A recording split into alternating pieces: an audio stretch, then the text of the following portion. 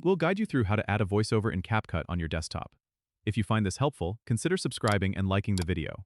First, open CapCut on your computer and load the project you want to work on. Once your project is open, look at the timeline where you'll see your clips laid out. To add a voiceover, find the audio section at the top of the interface and click on it. You'll see an option labeled Voiceover or a Record button in the top of your timeline. Click on that, and a new window will pop up with a Record button. Make sure your microphone is connected and working properly. You can test it by speaking into the mic and checking the levels on the screen. When you're ready to record, click the Record button. You can start speaking your voiceover immediately. The audio will automatically sync with the timeline, so you can see exactly where your voiceover will fit in. If you make a mistake, don't worry. You can stop the recording and start over by clicking the Stop button, then delete the unwanted audio track from the timeline.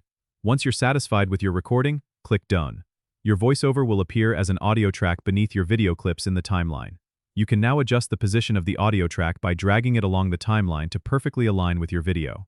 If you need to adjust the volume, click on the audio track to bring up the settings, and use the volume slider to increase or decrease the sound level. You can also add effects or trim the audio if needed, using the editing tools on the right. This flexibility allows you to fine-tune the voiceover to match your video's mood and timing. When everything looks good, preview your video to ensure the voiceover fits perfectly. Don't forget to subscribe and comment if this helped you out.